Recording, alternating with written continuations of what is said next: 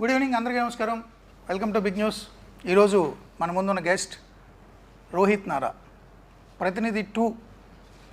Sir అలా చూస్తున్నారు మీరు కానీ ఎంతసేపు చెప్తారా? రేరు కదా అడగాల్సి. ఓకే, మీరు జర్నలిస్ట్ కదా. సారీ సార్, మిమ్మల్ని క్వశ్చన్ చేయాలి. రండి. సారీ. ఎలా అని ముందుకు ఇలా వంగి చెప్పాలా? హాయ్, అందరికీ నమస్కారం. ఇవాళ మన గెస్ట్ మూర్తి గారు. సో ఆయన్ని అడిగి తెలుసుకుందాం ప్రతినిధి 2 సినిమా గురించి. మూర్తి గారు, మీరు జర్నలిస్ట్. సో అసలు అక్కడి నుంచి అసలు సినిమాల వైపు ఎందుకు రావాలనిపించింది? ఎలా జరిగింది జర్నీ అసలు? అంటే యాక్చువల్గా నేను జక్కా హరిప్రసాద్ గారిని సుకుమార్ గారు ఫ్రెండ్ సార్. ఆయన ప్లేబ్యాక్ అనే సినిమా తీస్తున్నారు. అందులో ఒక జర్నలిస్ట్ రోల్ ఉంది, చేయమన్నారు. బట్ నేను యాక్టర్ని కాదు, నాకు సంబంధం లేదంటే, లేదు న్యాచురల్గా మీలాగే ఉండాలి, ఆర్టిస్ట్ని పెడితే మళ్ళీ డౌట్ వస్తుంది అని ఆయన సుకుమార్ గారు స్కూల్ అందరూ కలిపి నన్ను మాట్లాడి నన్ను ఒప్పించి అందులో యాక్ట్ చేయించారు జర్నలిస్ట్.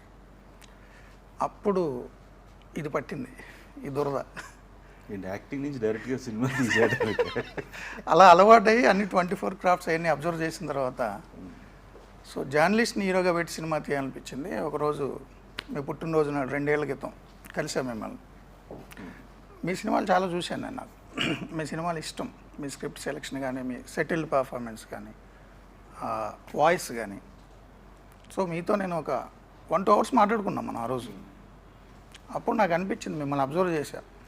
అంటే యాక్చువల్లీ ఇలా కూర్చున్నా, మీరు అటు కూర్చున్నారు, వెనక వర్షం, మబ్బులు, మేఘాలు, ఉరుములు సిలౌట్లో కనిపిస్తున్నారు, గొంతు మాత్రం వినిపిస్తుంది ఒక బేస్ వాయిస్తో. అది కూడా చాలా సీరియస్ సబ్జెక్ట్ ఏదో చెప్తున్నారు మీరు ఆ రోజు నాకు.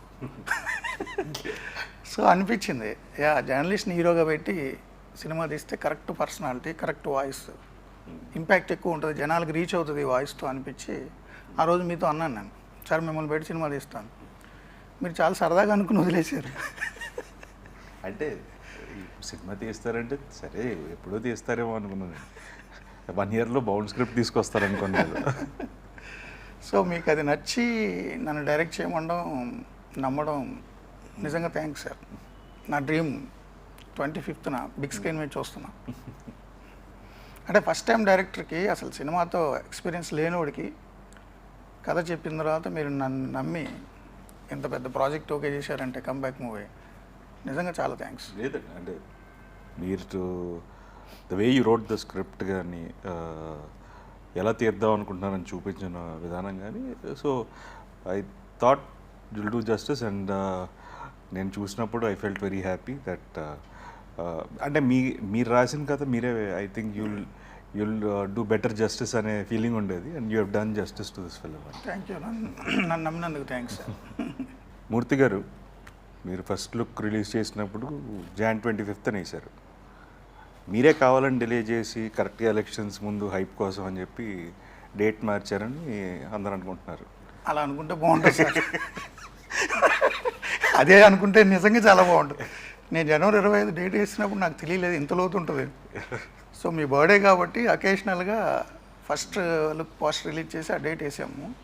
ప్లాన్ పర్ఫెక్ట్గానే వెళ్ళింది. కాకపోతే కాల్ షీట్స్ కాంబినేషన్ మీకు తెలుసు కదా, జిషు సేన్గుప్తా, సచిన్ కేడేకర్, వాళ్ళ కాంబినేషన్ సీన్స్. అండ్ మీరు కూడా సుందరకాండ్ అనౌన్స్ చేశారు ప్రాజెక్ట్. నేను టైటిల్ చెప్పేచ్చు కదా. సో మీరు ఆ బిజీలో ఉన్నారు. కొన్ని డేట్స్, హీరో కాంబినేషన్ డేట్స్ వల్ల డిలే అయింది. సో సీజీ, మ్యూజిక్, సో ఇవన్నీ కొంచెం టెక్నికల్గా ఇతరత్ర అనే కారణాల వల్ల డిలే అయింది. బట్ మీరు అన్నట్టు ఉద్దేశపూర్వకంగా మూర్తి తెలివిగా కావాలని April 25కి తెచ్చాడు, January 25 అయిపోయినా అనుకుంటే ఐఎమ్ హ్యాపీ. అలా నమ్మండి అందరూ ప్లీజ్. అసలు ఈ సినిమాకి ప్రతినిధి 2 అని టైటిల్ ఎందుకు పెట్టాలనుకున్నారు? ఇంకేదే అంటే టైటిల్ ఒకటి, ప్లస్ అసలు ఈ జానరే తీయాల్సిన అవసరం ఏంటి? ఇంకే జానర్ అయినా తీసుకుండొచ్చు కదా. అంటే నేను 30 years నేను జర్నలిజంలో ఉన్నాను sir.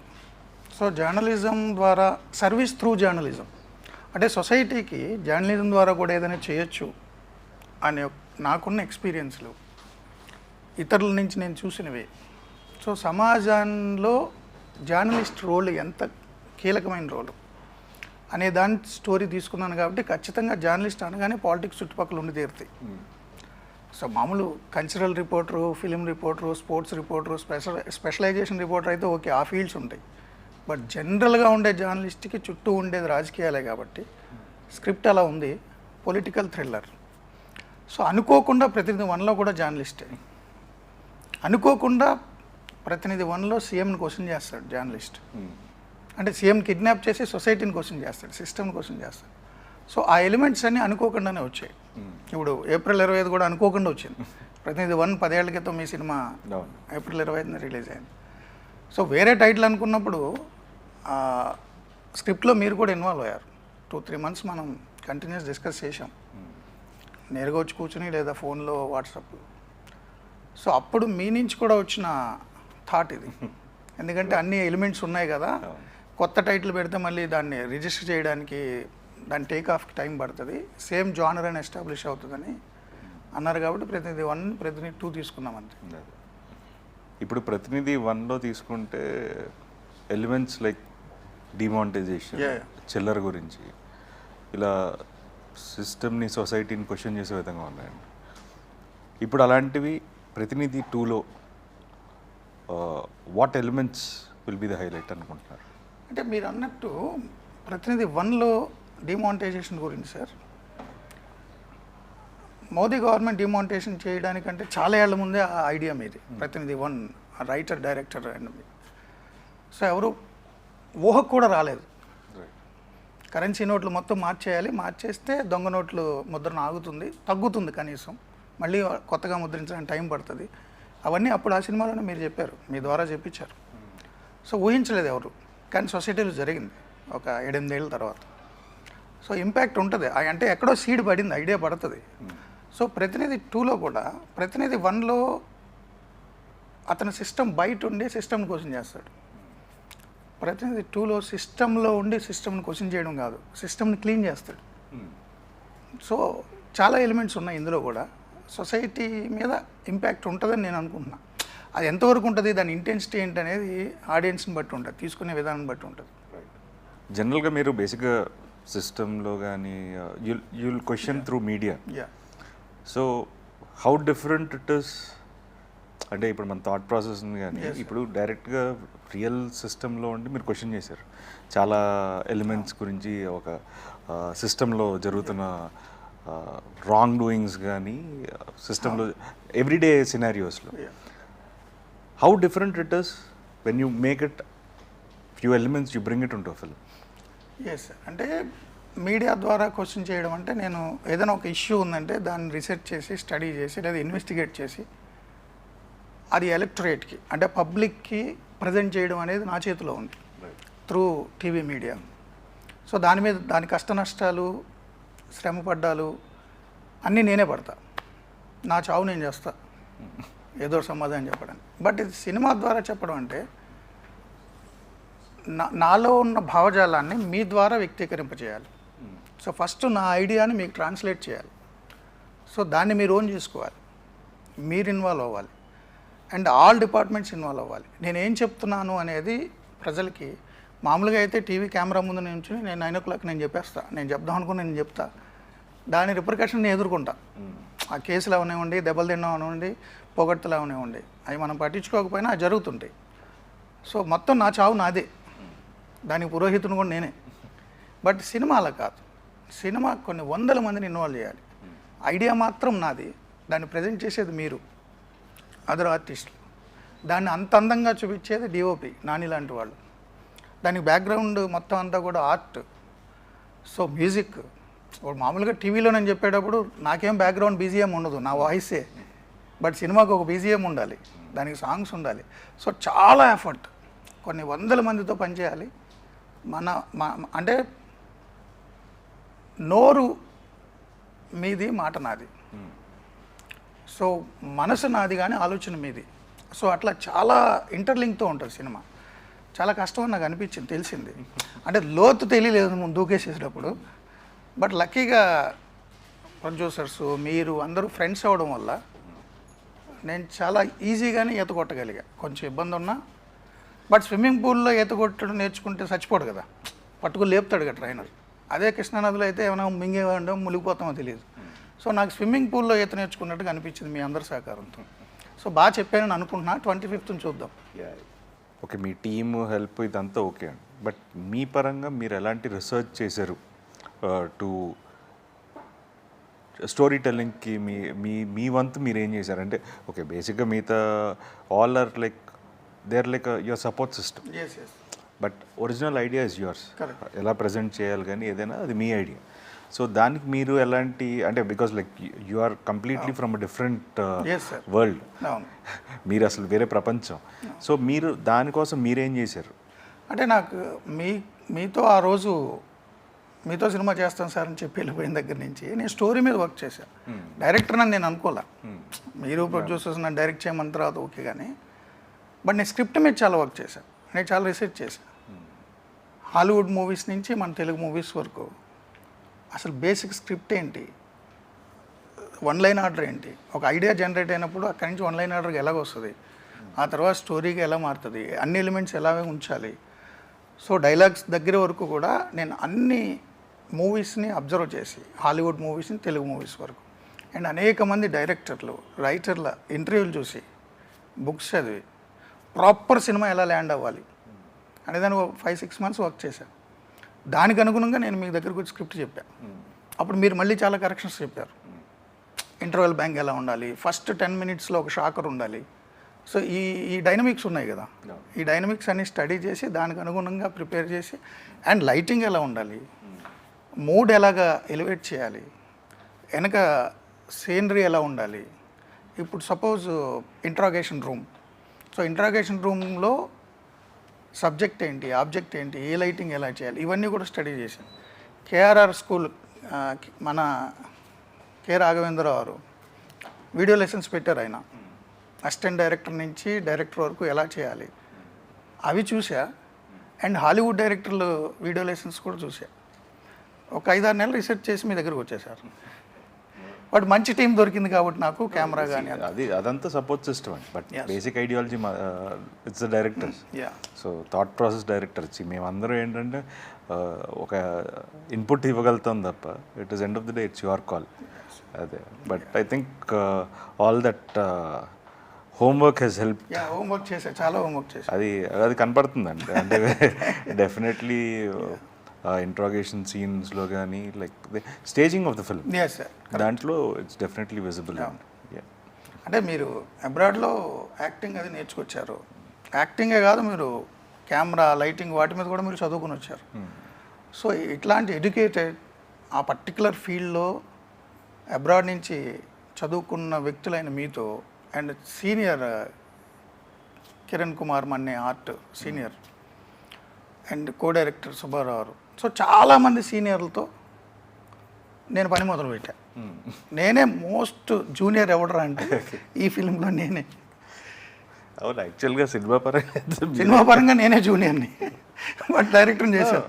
But your efforts are true and but that is what people కొను స్క్రీన్ మీద చూస్తారు. స్క్రీన్ మీద చూస్తారు. అదే నాకు అంటే నేను డెస్క్టాప్ మీద చూసి ఆన్లైన్ ఎడిటింగ్లో చూసి మ్యూజిక్ సాగర్ మ్యూజిక్ ఇచ్చిన తర్వాత చూసి డిఐలో చూసి ఇప్పుడు మిక్సింగ్ దగ్గర చూసిన తర్వాత నాకు అనిపించింది. మీరు చిరంజీవి గారు ఫ్యాన్స్ ప్రెసిడెంట్గా చేశారు కాకినాడ. సో ఆయనతో మీ ఫస్ట్ సినిమా టీజర్ లాంచ్ చేయించడం మీకు ఎలా అనిపించింది? కానీ చాలా హ్యాపీ అనిపించింది సార్.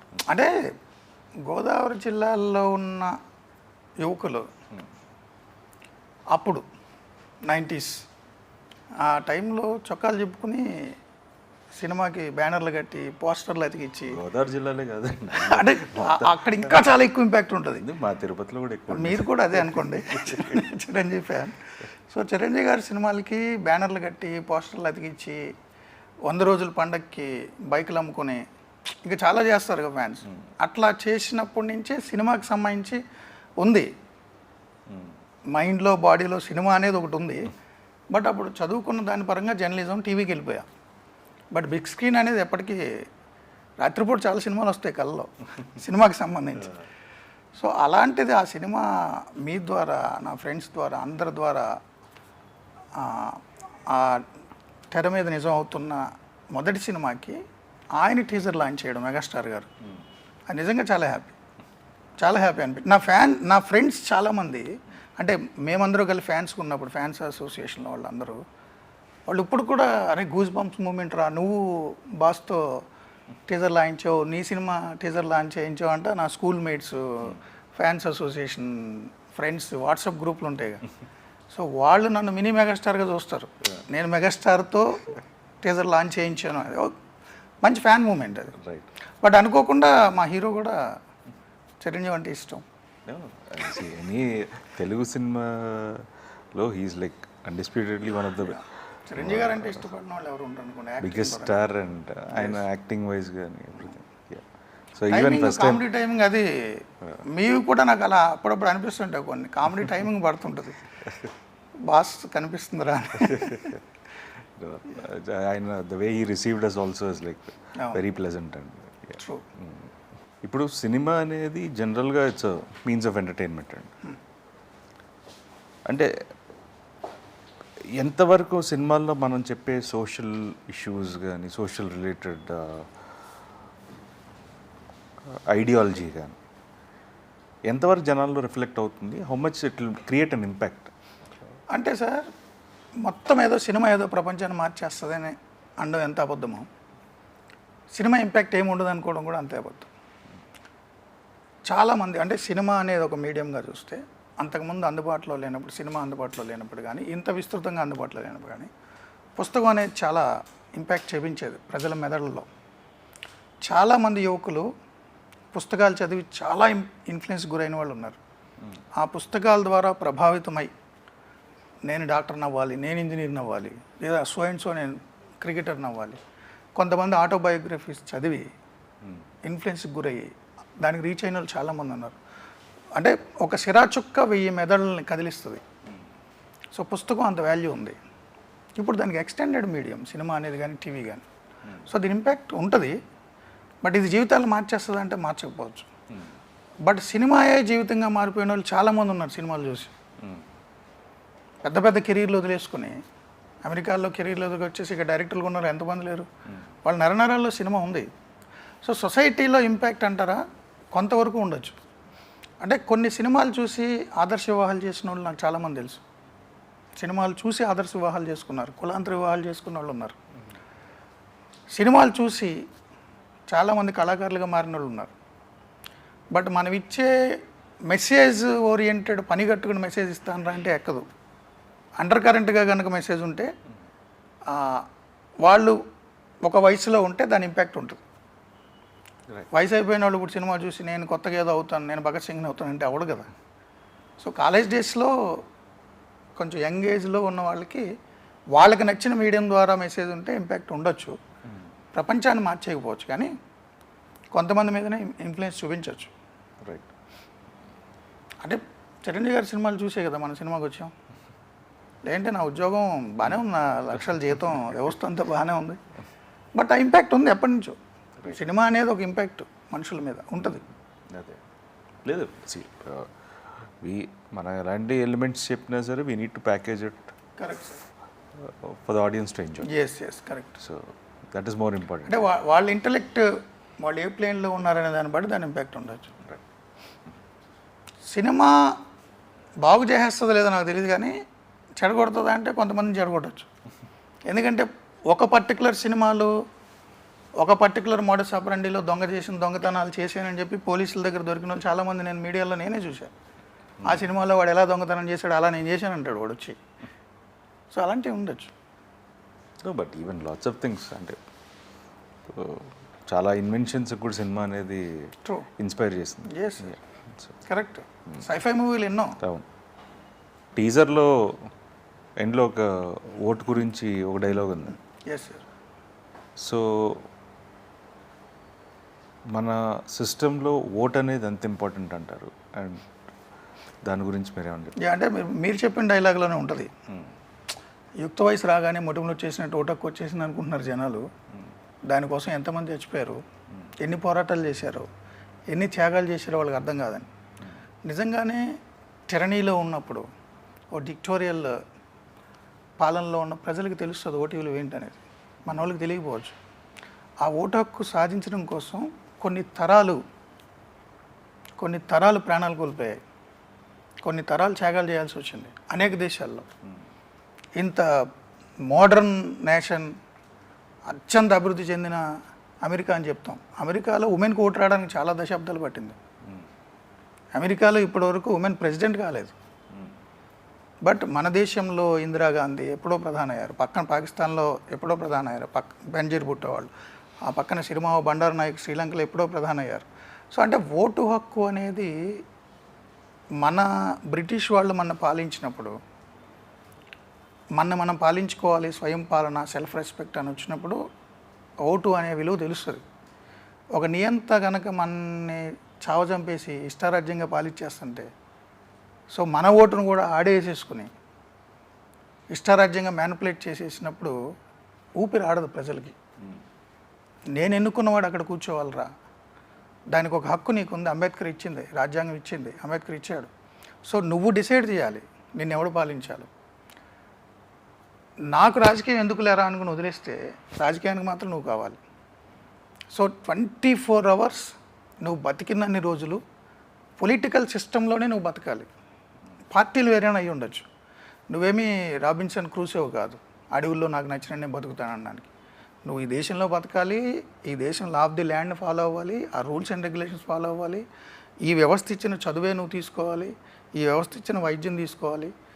వ్యవస్థలోనే నువ్వు ఎలా నడవాలో, ఎలా నడుచుకోవాలో, ఏ రూల్స్ ఫాలో కావాలో, ఏ హక్కులు ఉన్నాయో, ఏ విధులు ఉన్నాయో అన్నీ వ్యవస్థే డిసైడ్ చేస్తుంది. ఆ వ్యవస్థ పొలిటికల్ పార్టీస్ చేతిలోనే ఉంటుంది, ఎంపిక కాబడిన ప్రభుత్వం చేతిలోనే ఉంటుంది. నువ్వు ఇస్రో సైంటిస్ట్ అవి ఉండొచ్చు కాక, నువ్వు చాలా ఇంటెలిజెంట్ అయి ఉండొచ్చు కాక, నువ్వు నాసా సైంటిస్ట్ అయి ఉండొచ్చు కాక, అంతరిక్షంలోకి నీ అంతా నువ్వు వెళ్ళిపోతానంటే కుదరదు. ఆ గవర్నమెంట్ సిస్టమ్ కంట్రోల్ చేస్తుంది నీ ప్రయోగాలను కూడా. సో విజ్ఞానం అభివృద్ధి చెందాలన్నా, ఏదైనా అభివృద్ధి చెందాలన్నా, మానవ వికాసం జరగాలన్నా ఆయా ప్రభుత్వాలు కంట్రోల్ చేస్తాయి. ఆ ప్రభుత్వాన్ని ఎంపిక చేసే అధికారం నీకుంది. నువ్వు రాజుల పాలనలో లేవు కదా, నువ్వే రాజువు కదా. మరి అంత కీలకమైన ఓటును అసలు పట్టించుకోకుండా ఎందుకు వదిలేసి వెళ్ళిపోతారు గాలికి? దానికేం సంబంధం? సినిమా టికెట్లకు మాత్రం క్యూలో నుంచి ఉంటారు, పెద్ద పెద్ద పార్టీలకు వెళ్ళినప్పుడు క్యూలో నుంచి ఉంటారు. ఏదైనా డిస్కౌంట్ ఉందంటే ఐకియా దగ్గర కొన్ని 100 మంది క్యూలో నుంచి ఉంటారు గంటల తరబడి. అరే ఓటు వేయడానికి ఒక 10 నిమిషాలు క్యూలో నుంచి రావడానికి ఎందుకు నీకు ఇష్యూ? ఓటు వేయకపోతే నిన్ను నువ్వు మోసం చేసుకున్నట్టు. రేపు పొద్దున వాడు ఎవడో ఎక్కేసి కూర్చుని నేను చంపేస్తుంటే మళ్ళీ అనడానికి సరిపోవు నువ్వు. అది ఆ మోనోలాగ్ బేస్. సో అంత కీలకమైన దాంట్లో నువ్వు ఓటు వేయకుండా రోజు నీతులు చెప్తుంటే ఈ ప్రభుత్వాలు ఉంది, ఆ ప్రభుత్వం ఉంది, పిల్లకాయలకు ఉద్యోగాలు రావట్లేదు. అరే నువ్వురా కారణం ఉద్యోగం రాకపోవడానికి. నువ్వు బతికేందుకు, సచ్చేందుకు. ఈ ప్రభుత్వాన్ని నువ్వు ఎంపిక చేసుకోకపోతే, నీ ప్రభుత్వాన్ని నువ్వు ఎంపిక చేసుకోకపోతే, నిజంగానే ఊర్లలో సార్ దొంగ ఓట్లు ఎవరన్నా వేస్తే వాళ్ళు వచ్చేసరికి ఓటు లేదనుకోండి, వాళ్ళు ఛాలెంజ్ ఓటు చేస్తాడు. నా ఓటు ఎందుకు వేసావు? నేను చచ్చిపోయాను అనుకున్నావా? ఓటర్ల జాబితాలో నేను లేననుకున్నావా? నాకు పరువు తక్కువ, నేను బతకలేను, నేను చచ్చిపోయాను అనుకున్నావా? నాకు ఎందుకు లేదు ఓటు అంటాడు. సో నిజంగానే మరి ఓటు వేయకపోతే జీవోత్సవం కింద లెక్క. పొలిటికల్ సిస్టంలో నువ్వు ఉంటూ నీ లీడర్ నువ్వు డిసైడ్ చేసుకోకపోతే, డెమోక్రసీలో ఉన్నాం కదా మనం, టెరనీలో లేం కదా. సో అందుకని ఆ డైలాగు దాని ఇంపాక్ట్. ఇప్పుడు ప్రతినిధి 2 ఆడియన్స్ ఎందుకు చూడాలి? దాని నుంచి మీరు ఏం చెప్పాలనుకుంటున్నారు? అంటే ఆడియన్స్ సినిమా చూద్దాం అనుకునే వాళ్ళు, సినీ ప్రేమికులు ఎవరైనా ప్రతినిధి 2 చూడాలండి. ఎందుకంటే ప్రతినిధి 2 ద్వారా నేను ఏదో చెప్దాం అనుకోవట్లా. ప్రతినిధి 2 అనే సినిమా చూస్తే మీరు ఎంటర్టైన్ అవుతారు అండ్ మీకు ఇన్ఫోటైన్మెంట్ కూడా ఉంటుంది. ఒక సినిమాలో ఏముండాలో అవన్నీ మీకు ఉంటాయి. ప్రతినిధి 2ని మిస్ అయితే మీరు సినిమాని మిస్ అయినట్టు. దాని తర్వాత దాని ఇంపాక్ట్ ఎలా ఉంటుంది, ఏమొచ్చింది, అవన్నీ నాకు సంబంధం లే. నేను ఒక సినిమా తీసా, మీరు సినిమా ప్రేమికులు చూడండి, మంచిగా ఉంటుంది. టీజర్ రిలీజ్ అయిన తర్వాత, లేకపోతే ఫస్ట్ లుక్ అప్పుడు కానీ సోషల్ మీడియాలో కొన్ని దగ్గరలో ఏంటంటే, బికాజ్ లైక్ మిగతా సినిమాలు వచ్చాయి, so lots of people are comparing these to other films and saying this is also propaganda film. దాని గురించి మీరేమంటారు? అంటే ప్రోపగండా మూవీసే తీయించుకోవాల్సి నేనెందుకు, వాళ్ళకి చాలా పెద్ద పెద్ద కమర్షియల్ డైరెక్టర్ బోల్డ్ మంది ఉంటారు. నిజంగానే మీరు చెప్పిన ఆ పేర్లు ఏమున్నాయో అలాంటి డైరెక్టర్లతో తీయించుకుంటారు యువతల నుంచి కూడా. సో ప్రోపగండా మూవీ తీయడం కోసం నేను 2 years కష్టపడాల్సిన పని లేదు. అండ్ ఒకరికి ప్రోపగండా చేసేంత పరిస్థితిలో నేను లేను. ఆ అవసరం నాకు లేదు, ఆ లక్షణం కూడా నాకు లేదు. బట్ నారా రోహిత్ టీవీ5 మూర్తి అనేసరికి ఆ సోషల్ మీడియాలో ఎవరు అట్లా చేస్తున్నారేమో.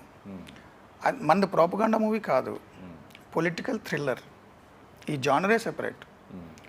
మీరు లూసిఫరు, గాడ్ ఫాదరు, ఒకే ఒక్కడు, చాలా సినిమాలు ఉన్నాయి కదా, లీడర్, అవేం ప్రోపగండా మూవీస్ కాదు కదా. సో మంది కూడా అంతే, ప్రోపగండా మూవీ కానే కాదు, మంచి సినిమా, సినీ గోయర్స్, సినీ లవర్స్ ఇష్టపడే సినిమా, పార్టీలకు అతీతంగా, రాజకీయాలకు అతీతంగా, perfect professional commercial political thriller. ఏ పార్టీని భుజానెత్తుకోలేదు, ఏ పార్టీ కాడికి పడేయలేదు, పార్టీలతో మనకు పనే లేదు, ఆ లీడర్లతో కూడా పని లేదు, క్యారెక్టర్లు అంతే. ఈ క్యారెక్టర్లు ఏ రిజంబ్లెన్స్ ఉండదు. బట్ ఎవరైనా భుజాలు తడువుకుంటే నాకు సంబంధం లేదు, ముందే తడివేసుకుంటే అసలు సంబంధం లేదు. సినిమా చూడకముందే డిసైడ్ చేస్తే నేనేం చేయలేను.